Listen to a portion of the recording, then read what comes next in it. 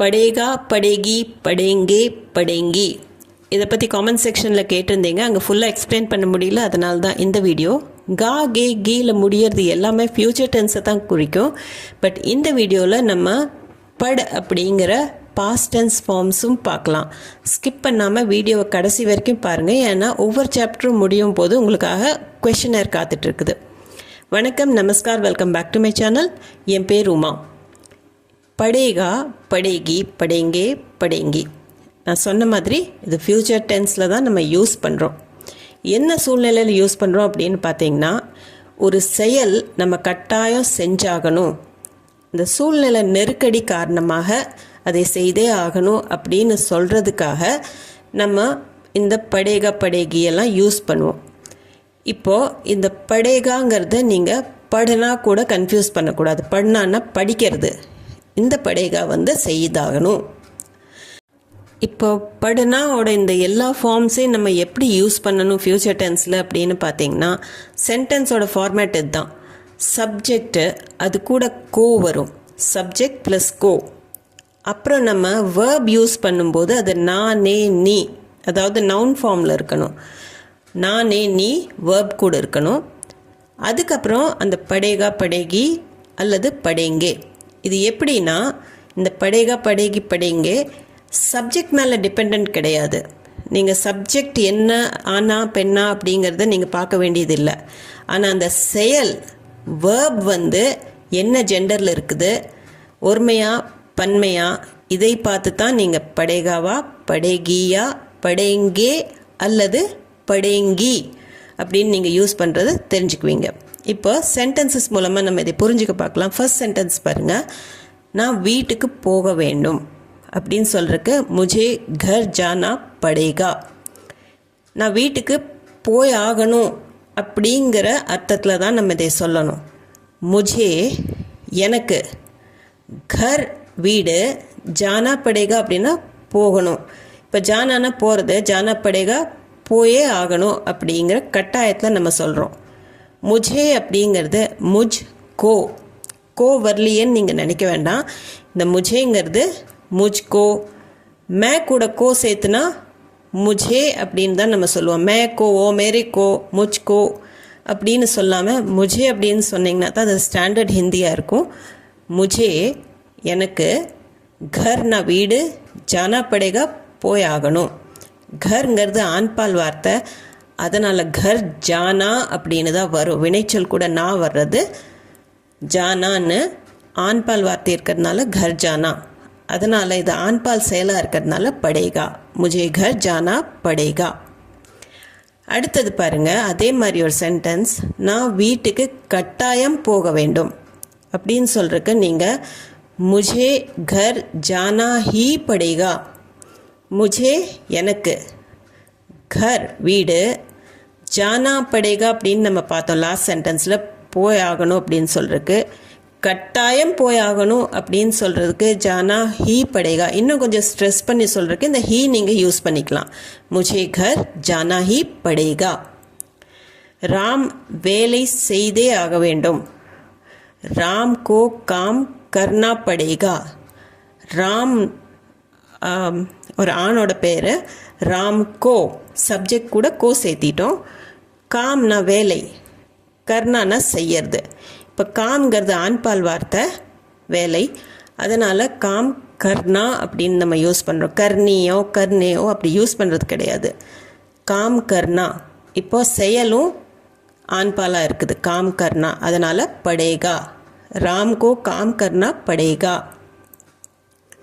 நாம் காத்திருக்க வேண்டும். ஹமே இன்தஜார் கர்னா படேகா. ஹமே அப்படிங்கிறது நம்மளுக்கு அப்படிங்கிற அர்த்தம். அதாவது ஹம் கோ அப்படிங்கிறது தான் ஹமேன்னு நம்ம எழுதுகிறோம். பேசும்போது நம்ம ஹமேன்னு தான் சொல்லணும். இன்தஜார் கர்னா அப்படின்னா காத்திருக்கிறது. இப்போ இன்தஜாருங்கிறது ஆண்பால் வார்த்தை, அதனால தான் இன்தஜார் கர்னா அப்படின்னு சொல்கிறோம். கர்னின்னு வராமல் கர்னான்னு சொல்கிறோம். செயலும் இப்போ ஆண்பாலாக இருக்குது, இன்தஜார் கர்னா, அதனால் படேகா அப்படிங்கிற ஃபார்மில் தான் வரும். ஹமே இன்தஜார் கர்னா படேகா, நாம் காத்திருக்க வேண்டும் அப்படின்னு சொல்கிறதுக்கு ஹமே इंतज़ार करना पड़ेगा. ஹம்கோன்னு நீங்கள் சொல்லக்கூடாது. ஹமே இந்தசார் கர்னா படேகா. இப்போ இந்த சென்டென்ஸ் பாருங்கள். நான் மருந்து எடுத்துக்கொள்ள வேண்டும். முझे दवा लेनी पड़ेगी. முझे அப்படின்னா எனக்கு அப்படிங்கிற அர்த்தம். மே கூட கோ வருது இந்த இடத்துல. அந்த ரெண்டும் சேர்ந்து தான் முझे எனக்கு அப்படின்னு சொல்கிறதுக்கு. முஜ்கோன்னு சொல்லாமல் மேரேக்கோன்னு சொல்லாமல் முझेன்னு நம்ம சொல்லுவோம் ஸ்டாண்டர்ட் ஹிந்தியில். தவா அப்படிங்கிறது மருந்து, லேனா அப்படின்னா எடுத்துக்கிறது. தவா லேனி படேகி. இந்த இடத்துல தவாங்கிறது பெண்பால் வார்த்தை, அதனால் எடுத்துக்கிறதுக்கு லேனான்னு சொல்லாமல் லேனி அப்படின்னு சொல்லுவோம். தவா லேனி. இப்போ செயலும் பெண்பாலாக மாறிடுச்சு. லேனின்னு நம்ம யூஸ் பண்ணுறதுனால அதனால் படேகின்னு நம்ம சொல்லணும். முझे दवा लेनी पड़ेगी. நான் மருந்து எடுத்துக்கொள்ள வேண்டும். முझे दवा लेनी पड़ेगी. நீ இந்த புத்தகத்தை படிக்க வேண்டும். तुम्हें ये किताब पढ़नी पड़ेगी. तुम्हें அப்படின்னா உனக்கு அப்படிங்கிற அர்த்தம். தும்கோ அப்படின்னு சொல்கிறது தான் இந்த தும்ஹேன்னு அது மாறி வரும், ஃபார்ம் மாறிடும் அது தும்ஹே அப்படின்னு. ஏ கிதாப் இந்த புத்தகம், படுனி படேகி படிச்சாகணும். ஸோ கட்டாயத்தை குறிக்கிறதுக்கு தான் இந்த படேகி, நீ இந்த புத்தகத்தை படித்தே ஆகணும் அப்படின்னு சொல்கிறக்கு. தும்ஹே நீ, ஏ கிதாப் இந்த புத்தகம், பட்னி படேகி படிக்கணும், படிக்க வேண்டும் அப்படின்னு சொல்கிறதுக்கு. கிதாபுங்கிறது பெண்பால் வார்த்தை, அதனால தான் வேர்ப் வந்து படுனி அப்படின்னு மாறிடுது. நீ வரும் வேர்ப் கூட. ஸோ செயல் பெண்பாலாக மாறிடுது, அதனால் படேகி. தும்ஹே ஏ கிதாப் பட்னி படேகி. நான் பூக்கள் கொண்டு வர வேண்டும். முझे फूल लाने पड़ेंगे. முझे அப்படின்னா எனக்குங்கிற அர்த்தம் வரும். முஜ்கோ அப்படிங்கிறதுக்கு. பூல் அப்படிங்கிறது பூ, பூக்கள் ரெண்டுக்குமே பூல் தான் வரும். அதாவது ஒருமை பன்மை ரெண்டுக்குமே பூல். லானானா கொண்டு வர்றது. படேங்கே, லானே படேங்கே அப்படின்னா கொண்டு வந்தே ஆகணும், கட்டாயத்தை குறிக்குது. முझे फूल लाने पड़ेंगे. பூல் வந்து பன்மையில் இருக்கிறதுனால லானே படேங்கே அப்படின்னு முடிக்கிறோம். முझे फूल लाने पड़ेंगे. நான் ஃபார்ம்களை நிரப்ப வேண்டும். முझे ஃபார்ம்ஸ் भरने पड़ेंगे. முझे எனக்கு ஃபார்ம்ஸ் அப்படிங்கிறது பன்மையில் இருக்குது. இங்கிலீஷ் வேர்டாக இருந்தாலும் பன்மையில் இருக்குது. பர்னா அப்படின்னா நிரப்புறது. பர்னா படேகா அப்படின்னா நிரப்ப வேண்டும் அப்படிங்கிற அர்த்தம். ஒரு ஃபார்மாக இருந்ததுன்னா பர்னா படேகான்னு நம்ம சொல்லியிருப்போம். இந்த இடத்துல ஃபார்ம்களை அப்படின்னு தமிழ்லையும் சொல்கிறோம். ஹிந்தியில் சொல்லும்போது ஃபார்ம்ஸ் அப்படிங்கிறத நம்ம இங்கிலீஷ் வேர்டு அப்படியே யூஸ் பண்ணி ஃபார்ம்ஸ் அப்படின்னு சொல்லியிருக்கிறோம். முझे ஃபார்ம்ஸ் பர்னே படேங்கே. இப்போ ஃபார்ம்ஸுங்கிறது பன்மை, அதனால வினைச்சொல் பர்னேன்னு மாறிடுது. செயல் பன்மையில் இருக்கும்போது படேங்கே. நாங்கள் சந்தையிலிருந்து காய்கறிகள் வாங்க வேண்டும். ஹமே பாசார் சே சப்ஜியா खरीदनी पड़ेंगी. ஹமே அப்படிங்கிறது ஹம்கோ நாங்கள் அப்படின்னு சொல்கிறதுக்கு. பாசார் சே சந்தையிலிருந்து. சப்ஜியா அப்படின்னா காய்கறிகள், பன்மையில் இருக்குது சப்ஜியா. खरीदनी पड़ेंगी. खरीदना அப்படின்னா பணம் கொடுத்து வாங்கிறதுக்கு खरीदना. खरीदनी पड़ेंगी அப்படின்னா வாங்கி, வாங்கணும், வாங்கி ஆக வேண்டும் அப்படின்னு சொல்கிறது தான் खरीदनी पड़ेंगी. இந்த இடத்துல சப்ஜியாங்கிறது பெண்பால் வார்த்தை சப்ஜிங்கிறது. ஆனால் பன்மையில் வரும்போது சப்ஜியா, பன்மையில் பெண்பால் खरीदनी पड़ेंगी அப்படின்னு நேசல் டோனோட சொல்லணும். ஹமே பாசார் சே சப்ஜியா खरीदनी पड़ेंगी. இப்போ உங்களுக்கு உண்டான ஒரு ப்ராக்டிஸ் செஷன். 2 சென்டென்ஸ் இருக்குது. வீடியோ பாஸ் பண்ணிவிட்டு நீங்கள் 2 சென்டென்ஸையுமே ஹிந்தியில் ட்ரான்ஸ்லேட் பண்ணி கமெண்ட் செக்ஷனில் கமெண்ட் பண்ண பாருங்கள். இல்லாட்டி நோட் புக்கில் எழுதி வச்சு பாருங்கள். நீ உண்மையை சொல்ல வேண்டும் 1. 2வது மிகவும் கடினமாக உழைக்க வேண்டும். இப்போ நான் ஹிண்ட் கொடுத்துருக்கிறது ஃபர்ஸ்ட் சென்டென்ஸ்க்கு உண்மை அப்படிங்கிறதுக்கு நீங்கள் சச் அப்படிங்கிற வேர்டை யூஸ் பண்ணிக்கலாம். செகண்ட் சென்டென்ஸில் கடினமான உழைப்பு அப்படிங்கிறதுக்கு கடி மெஹனத் அப்படிங்கிறத நீங்கள் யூஸ் பண்ணிக்கலாம். இப்போ ஃபர்ஸ்ட் சென்டென்ஸில் உண்மை சொல்கிறது அப்படிங்கிறது மேஸ்குலின் ஃபார்மில் நீங்கள் யூஸ் பண்ணணும். செகண்ட் சென்டென்ஸ் அப்படிங்கிறது மெஹனத்துங்கிறது பெண்பால் வார்த்தை, அதனால் ஃபெமினைன் ஜெண்டரில் யூஸ் பண்ணி பாருங்கள். இப்போ நம்ம பட்னா அப்படிங்கிறத பாஸ்ட் டென்ஸ் ஃபார்மில் நம்ம எப்படி சொல்லலாம் அப்படிங்கிறத பார்க்கலாம். பட்னா அல்லது பட் ரூட் வேர்ப் இருக்குது. அதை எப்படி சொல்லலாம்னா பாஸ்ட் டென்ஸில் படா, படி, படே, படி இந்த ஃபார்மில் தான் நம்ம பாஸ்ட் டென்ஸில் சொல்லுவோம். ஃப்யூச்சர் டென்ஸில் கா கே கி யூஸ் பண்ணோம்.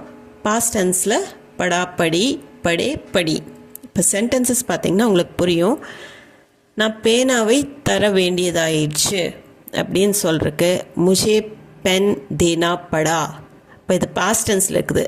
நான் கொடுக்க வேண்டியதாக போச்சு அப்படின்னு சொல்கிறதுக்கு முझे அப்படின்னா அந்த சென்டென்ஸோட ஃபார்மேட் வந்து அதே மாதிரி தான் இருக்கும். கோ வரும் சப்ஜெக்ட் கூட. முझको அப்படிங்கிறதுக்கு நம்ம முझेன்னு சொல்கிறோம். பென் அப்படிங்கிறது பேனா. தேனா படா கொடுக்க வேண்டியதாக போச்சு. முझे பென் தேனா படா. பென் ஆண்பால் வார்த்தை, அதனால தான் தேனா படா அப்படின்னு முடிக்கிறோம். அடுத்தது அவன் எழுந்திருக்க வேண்டியதாக போச்சு. உசே உட்னா படா. உசே அப்படின்னா அவனுக்கு. உஸ்கோ அப்படிங்கிறது தான் உசே அப்படின்னு ஸ்டாண்டர்டாக மாறிடும். ஊட்டுனா அப்படின்னா எழுந்திருக்கிறது. இப்போ வேர்ப் கூட நான் வருது கண்டிப்பாக. போன நம்ம ஃபார்மேட்டில் பார்த்தோம். அதாவது ஃப்யூச்சர் டென்ஸில் பார்க்கும்போது வேர்ப் கூட நானே நீ நம்ம சேர்த்துறோம். இது உட்னா படா. உட்னாங்கிறது ஜென்ரலாக பேசும்போது நம்ம மேஸ்குலின் ஃபார்மில் தான் பேசுவோம். ஸோ அதனால தான் உசே அவன் உட்னா படா அப்படின்னு எழுந்திருக்க வேண்டியதாக போச்சு. ஸோ உட்னா படா. ரியாவுக்கு டீ குடிக்க வேண்டியதாயிற்று. ரியா கோ சாய் பீனி படி. ரியா கோ ரியாவுக்கு. இப்போ சப்ஜெக்ட் கூட கோ வருது. ப்ரொனவுன்ஸ் கூட நம்ம சொல்லும்போது அது ஃபார்ம் தான் மாறுதே தவிர கோ கண்டிப்பாக இருக்குது சப்ஜெக்ட் கூட. இங்கே நம்ம ப்ராப்பர் நவுன் சேர்த்திருக்கிறோம் ரியா அப்படிங்கிறது. ரியா கோ சாய் பீனி படி. இப்போ சாய் பீனா அப்படின்னா டீ குடிக்கிறது. பீனி படி அப்படின்னா டீ குடிக்க வேண்டியதாக போச்சு அப்படின்னு சொல்கிறதுக்கு சாய் பீனி படி. ரியாக்கோ சாய்ங்கிறது பெண் பால் வார்த்தை, அதனால தான் அது பீனி அப்படின்னு வேர்பில் நம்ம யூஸ் பண்ணுறோம். இப்போ செயல் பெண் பாலாக இருக்கிறதுனால படின்னு யூஸ் பண்ணுவோம். ரியாக்கோ சாய் பீனி படி. நான் அவர்களின் பேச்சை கேட்க வேண்டியதாயிற்று. முझे உன்கி பாத் மான்னி படி. முझे எனக்கு, அதாவது முझको. இப்போ இந்த ப்ரொனவுன் மே கூட கோ வர்றதுனால முझकोன்னு நம்ம சொல்கிறதில்ல, அது ஃபார்ம் மாதிரி முझे அப்படின்னு நம்ம சொல்லுவோம். உன்கி அவர்களுடைய. பாத் அப்படின்னா பேச்சு. மான்னி படி. மான்னா அப்படின்னா கேட்கறது, ஒத்துக்கிறது, அக்செப்ட் பண்ணிக்கிறது. பாத் மான்னா அப்படின்னா பேச்சை அக்செப்ட் பண்ணிக்கிறது. மான்னி படி கேட்க வேண்டியதாக போச்சு. ஸோ இது பாஸ்ட் டென்ஸில் இருக்குது. படின்னு நம்ம யூஸ் பண்ணுறோம். படி ஏன் யூஸ் பண்ணுறோம் அப்படின்னு பார்த்திங்கன்னா, பாத்துங்கிறது பெண்பால் வார்த்தை. பாத் மான்னா அப்படின்னு நம்ம சொல்ல மாட்டோம். பாத் மான்னின்னு வேர்பே மாறிடும். ஸோ செயல் பெண்பாலில் மாறுறதுனால படாக்கு பதிலாக படின்னு நம்ம சொல்லுவோம். முझे உன்கி பாத் மான்னி படி அப்படின்னு தான் முடிப்போம். அடுத்தது நான் பணம் கொடுக்க வேண்டியதாய் விட்டது. முझे पैसे देने पड़े.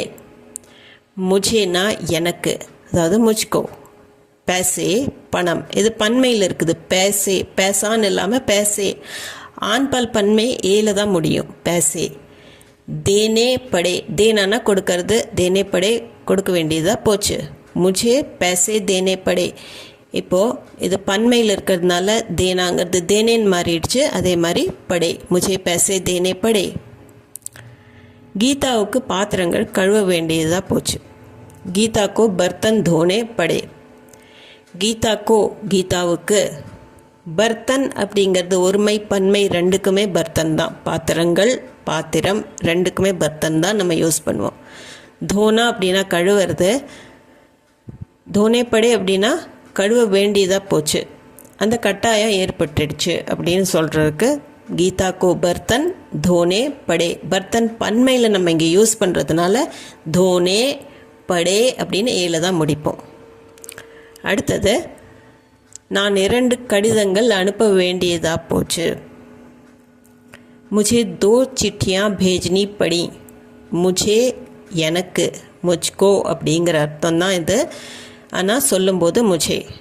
2 चिट्ठियाँ அப்படின்னா 2 கடிதங்கள். சிட்டினா கடிதம்.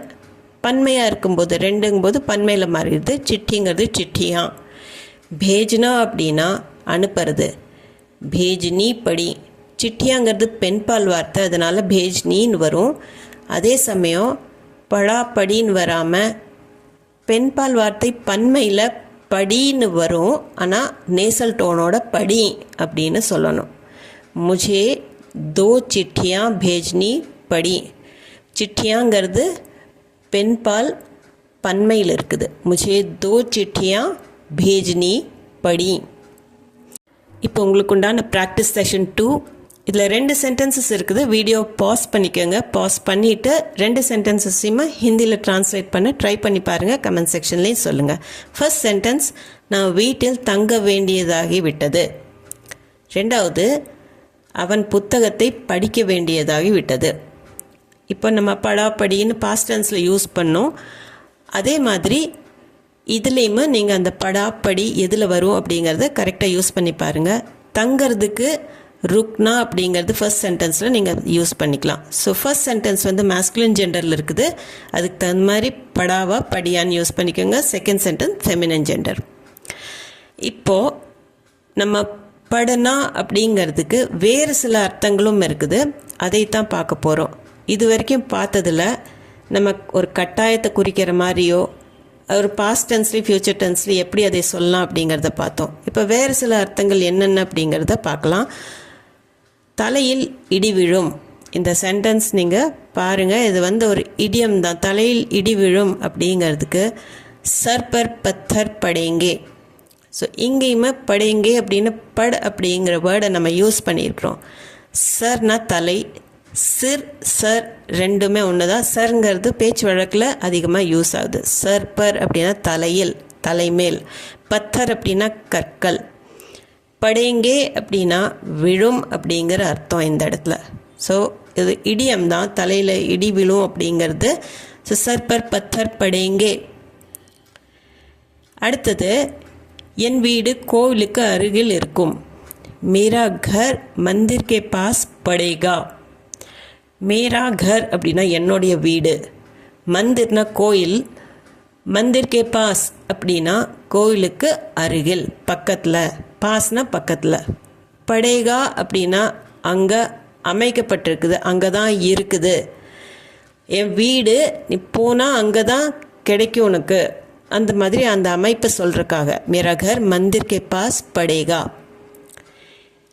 மூணாவது சென்டென்ஸ், எனக்கு வேலையை செய்ய வேண்டியது இருக்கிறது. முझे काम करना पड़ रहा है. முझேனா எனக்கு, काम करना அப்படின்னா வேலை செய்யறது, पड़ रहा है करना पड़ रहा है அப்படின்னா செய்ய வேண்டியதாக இருக்குது அப்படின்னு ஒரு கட்டாயத்தை குறிக்குது. வேலையை செய்ய வேண்டிய கட்டாயத்தை குறிக்கிறதுக்காக இந்த இடத்துல வெறும் பட் அப்படிங்கிற வேர்டை நம்ம யூஸ் பண்ணிக்கிறோம். படேகா, படேகி, படா, படின்னெல்லாம் யூஸ் பண்ணாமல் பட் மட்டும் யூஸ் பண்ணிக்கிறோம். मुझे काम करना पड़ रहा है, கட்டாயம். இந்த பொம்மை 100 ரூபாய்க்கு வாங்கியது. இப்போ ஒரு பிஸ்னஸில், வணிகத்தில் நம்ம சொல்லும்போது இது இவ்வளோ ரூபாய்க்கு, எனக்கு இவ்வளோ ரூபா ஆச்சு அப்படின்னு சொல்கிறதுக்கு ஏ கிலோனா 100 रुपये का படா. ஏனா இந்த ஏ கிலோனா, கிலோனானா பொம்மை, டாய் சொல்கிறது. ஏ கிலோனா இந்த பொம்மை. 100 रुपया அப்படின்னா 100 ரூபாய். படா அப்படின்னா அந்த அளவுக்கு தான் பணம் ஆச்சு அப்படின்னு சொல்கிறதுக்கு ஏ கிலோனா 100 रुपये का படா. இந்த பொம்மை 100 ரூபாய்க்கு வாங்கியது, 100 ரூபாய் ஆச்சு. ஏ கிலோனா 100 रुपये का படா அப்படின்னு நம்ம சொல்கிறோம். இப்போது ஜென்ரலாக ஒரு ப்ராக்டிஸ் செஷன் மூணாவது. இப்போவும் நீங்கள் வீடியோ பாஸ் பண்ணிக்கோங்க. பண்ணிவிட்டு சென்டென்ஸை ட்ரான்ஸ்லேட் பண்ண ட்ரை பண்ணுங்கள். 2 சென்டென்சஸ் இருக்குது. ஃபர்ஸ்ட் ஒன், நாளை சீக்கிரம் எழுந்திருக்க வேண்டும்.